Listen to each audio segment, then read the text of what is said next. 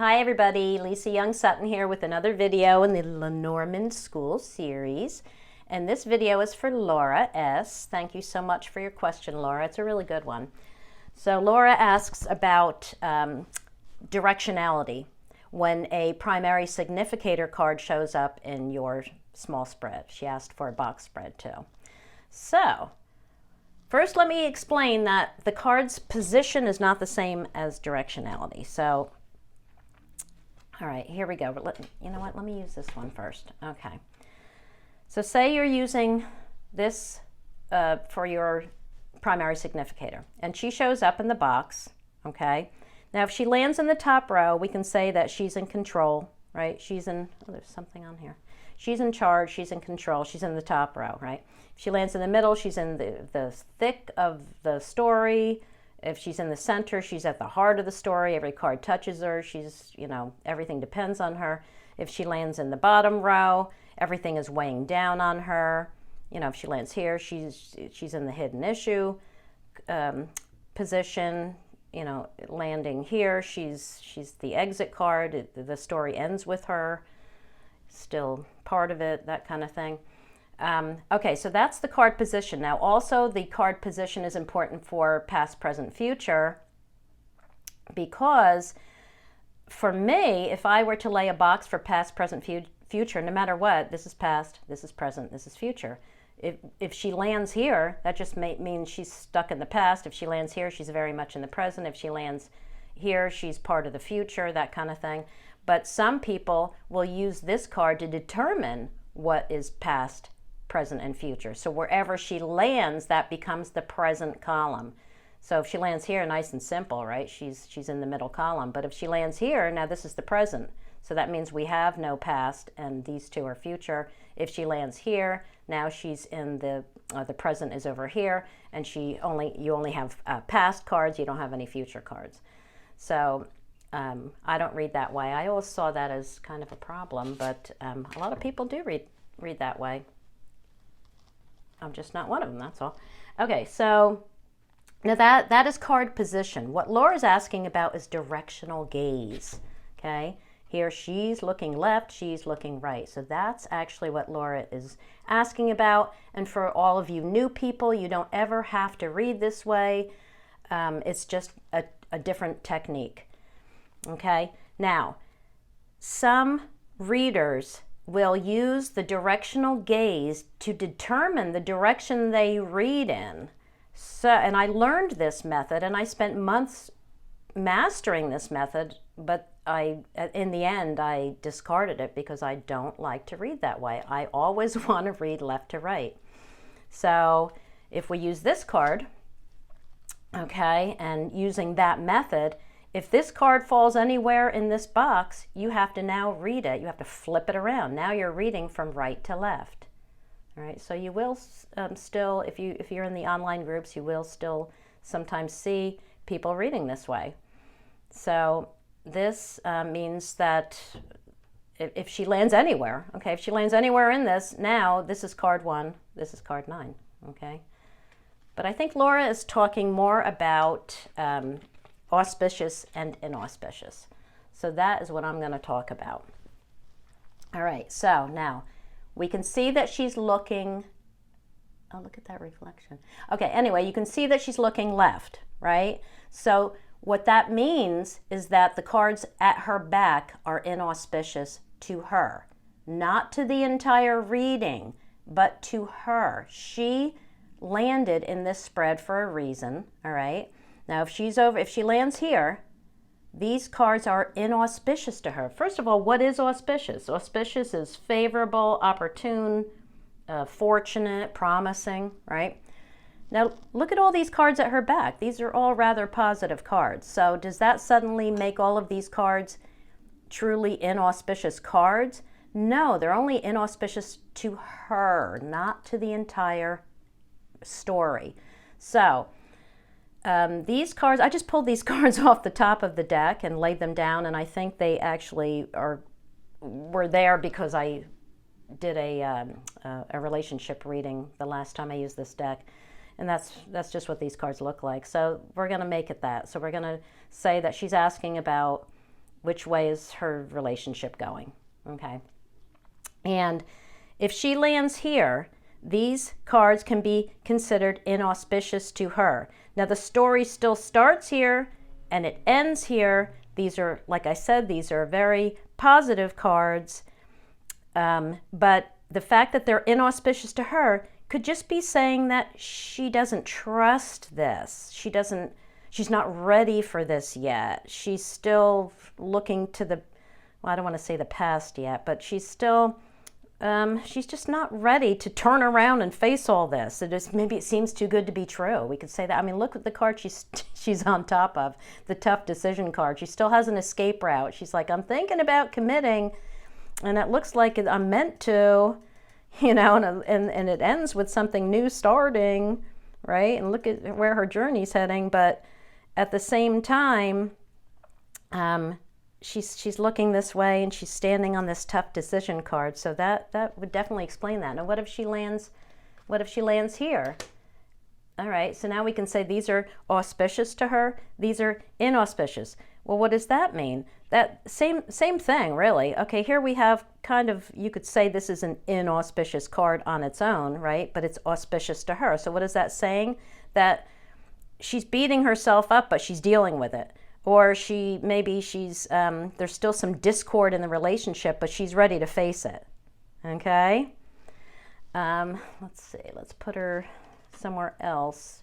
No matter what, wherever I put her, it's not really going to change this too much. Here, she's looking at taking a chance on commitment, but she's still, you know, going back and forth. She's still worried about it. You know, she's still torn. Which way do I go? That kind of thing. But I'm still reading left to right. The story still starts with the topic of commitment. And here we you know, she's looking for guidance. She's wishing upon a star, or you know, she's receiving. You could just say this is fate, even, and it ends with something new starting. But her directional gaze, if you are considering that, is such that she's still a little unsure. All right. So I want to show you some decks. Because the directional gaze of these cards, you can't change it, right? I mean, this is the way these cards were made. No matter what, this card is always facing right, okay? Unless you turn it upside down or flip it backwards. Oop, no, she's looking the other way now. But of course, we don't read reversals, do we? So no matter what, we're not going to do that. All right. So let me quickly show you some decks and explain why I kind of got away from the directional gaze. All right, let's start with the traditional. Here we have the primal Lenormand. There, now you can really see it, huh? This is the primal Lenormand, or Das Spiel der Hoffnung, okay, the game of hope. This is the traditional way these cards came, because in the grand tableau, 28 comes before 29, and you want your pair facing each other, okay? These cards are cool too, by the way, because they have the insets, they have the French playing card and the German card insets, so I like the deck for that. So anyway, that's the traditional pair that the early decks came with. That's all you got, okay? Now, let's look at, this is Anna K. Lenormand. Now she gives you two pairs. A lot of these deck designers are giving you additional pairs so that you can have same-sex readings, right? So here we have two men that they're facing the same direction, and here we have two women that are basically facing each other, I should say, not the same direction, rather, excuse me. They're facing each other, all right? And you can see by her artwork that these two are meant to go together, okay? They're facing each other, they go together. These two also facing each other, they go together. But you can do the same with these two. They're still facing each other. See what I'm saying? Okay. So that's Anna K. And then we have Titania's, I love, All right, I've already shown you this deck, Titania's Fortune Cards, because look, they're facing forward. And you can't see their faces even really. You can't see any expression. You can't see where their eyes are looking. Now I really like that. All right, so no matter where they fall, this is perfect for somebody like me who no matter what is always reading left to right. And you'll find a lot of decks. Here, let's look at some other ones. Here's, this is a cute deck. This is Whimsy Lenormand. See here again, a lot of these whimsical decks, these cute, fun decks, whatever you want to call them. You know, you get a 28 and a 29, and they're both facing forward. So no, it doesn't matter where they land. They're never going to face each other. It's fine. And here, this is the Whimsy Lenormand by Pepe Valderrama. Oh, I just noticed it says normal edition. Ooh, I wonder if there's an abnormal edition. If there's an abnormal edition, I want it. All right. And then we have, here's another one. This is Ethne Dawn's Prince Lenormand. I love this deck. Okay, here again, we just have a 28 and a 29. They're facing forward, so you don't ever have to worry about the directional gaze, reading left to right or right to left or any of that. This one too, what is this one? This is, oh, Cute Little Lenormand by Sarah Lyons. I love this deck too. Now here she has the same, well no, these aren't facing forward. These are actually both facing away from you, but you can see they're heading toward each other. And I like this too because you can't see their faces. You can't see what they're looking at, which can really throw people sometimes, you know. They get too caught up in looking at the eyes, where the eyes are facing. So this is a nice design. And then we have, oh, this is cute too. This is Under the Roses Lenormand, very popular deck. And I really like this one because they have the light complected couple and they have the dark complected couple. And she even did it for the kids. But you can mix and match and they still face each other, right? So you can have interracial couple here, they're still facing, and these two are still facing each other. So I like that too. That is the Under the Roses. And then we have the Maybe Lenormand by Ryan Edward. And you know what I love? He only gives you one, 28, 129. And they are facing each other. But what I almost thought was cool about this deck is that their bodies are both facing away. And then they both kind of turn to look at each other. You know what I mean? I don't know. I just thought that was really cool. Okay, and then we have, okay, and then you'll find decks like this. Now this is my Fairy Lenormand. Who did this? Let me see. Oh, this is Katz and Goodwin. Oh, I didn't know Katz and Goodwin did this. All right, anyway, this was one of my original decks that I bought because I love fairies. But as you can see from this deck, no matter what you do with these two, they're never going to face each other. So if you're really caught up in directional gazes, these two are always, they're always facing the same direction, but never each other. Okay, again, unless you turn one around. And we don't do that, so. All right, and then you have decks like, oh, I love this deck, like the Kitsch Lenormand, where you don't have any pair facing each other. All right, both the men are kind of facing right, but both the women are kind of like they're both just doing their own thing. Like she's getting her hair done, reading a magazine. This is me every night singing in the kitchen. And I dress like that too. No, I'm kidding. All right, so no matter what, these, you're never really going to have these guys facing, these pairs facing each other. And none of them are really going to face each other. Nope. All right. That's that. Oh, okay. Now I like the way, here's two decks that handled this similarly. All right. We have the Heraldic Lenormand, and they gave you a 28 and a 29. They are mer people, right? And the extra cards they gave you don't have any writing on them or numbers. And I like that because that way you won't get confused if you're doing same-sex readings. You won't get confused who your primary is, because you can always choose your primary to be the one with the writing on it. All right, so you know this is the partner card. But again, these are always facing forward, right? They're never going to face each other. That's the heraldic. And then you have the Lenormand Oracle by Alexander Daniloff. He did the same kind of thing. Look, he's got 28 and 29, but notice his 28 and 29, well, similar to that. I mean, they don't really face forward, but they don't face each other either. But he did the same thing with the extra cards. He didn't number them or put any writing on them, so they can be your partner card. So if you had to, if you're reading for two women, you know that this is your primary. Wherever it falls, you're not going to get confused. Like, oh shoot, which one is that? You know the one with the number and the writing is your primary, and this is your secondary. So I like that thinking. And what else did I want to show you? Okay. Oh, this is cool. This is cool. This is Sawyer's Lenormand, which I've already shown you in a video too. But all right, here you go. And I didn't even notice this right away. Wait a minute, let me zoom. All right, so you have, wait. Okay, well, none of these are facing forward, right? In fact, none of them are even people, actually. But there you got 28, 29, 28, 29, right?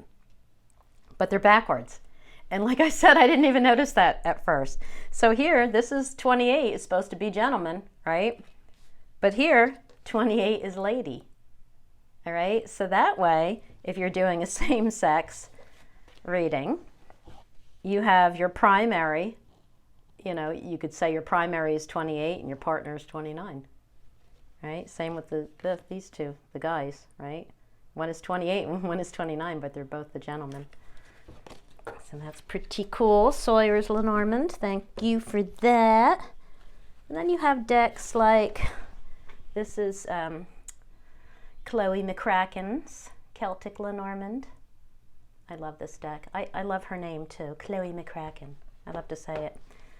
It's a very classy name. Okay, so here, I love what she did with the artwork here, because look, these cards obviously go together, right? 28 and 29. Okay, isn't that funny? I didn't even notice that they don't face each other. These two don't. Right, these two don't even face each other. Here we have 28 and 29. Now these obviously go together because look at the artwork, right? Look at how this house, their hut, kind of, look, it fits together like that, and look at her clothing matches his, right? These two obviously go together. But if this were a grand tableau and they landed in their own houses, which is supposed to be optimal, they're facing apart. There's no way you're going to get them to face each other if they land in their own houses. Now these two do, right? This is the primary pair, I would say. That was probably her thinking, right? This is the primary pair. Look how the artwork fits together. They match, their huts go together, they're facing each other. Okay, so now if you put this one with this one, they're not facing each other no matter what you do. Okay. See what I'm saying? He's facing her, she's not facing him. Now the opposite. Okay. All right. So that's that. All right, I think I showed you everything I wanted to show you. So my point with that is that you can't change the directional gaze of the cards in the deck you're using. So if you're going to put too much stock in that, you might run into trouble. I always have a primary way of reading my cards, and my primary way of reading the cards is by how the cards fall randomly, all right? Not by the artwork of the card, which would be the directional gaze. So primary for me in any reading is what cards fall and where they fall in relation to each other. I'm looking for connecting cards. I'm looking for clusters. I'm looking for, you know, their position, all of that. But I am not considering are they looking at each other, or what they're looking at as primary? That's secondary information for me. Just as houses. Houses also are secondary information unless I am performing a house reading, which when I get to the Grand Tableau videos, I am going to make one just on a house reading, because that's a fun reading. And actually I have one. Do I have one in my book? I do. I have one in my book too. Okay. So that's it. So I hope that answered your question, Laura. Though I'm thinking now maybe I created more questions, but hey, that's how you learn. You know, keep asking questions, people. I love this. So if you do have any questions, not just Laura, anyone, just message me as you've been doing, or write them in the comments below and I will answer them. Okay? Thanks for watching, everyone. Have a great day. Bye-bye.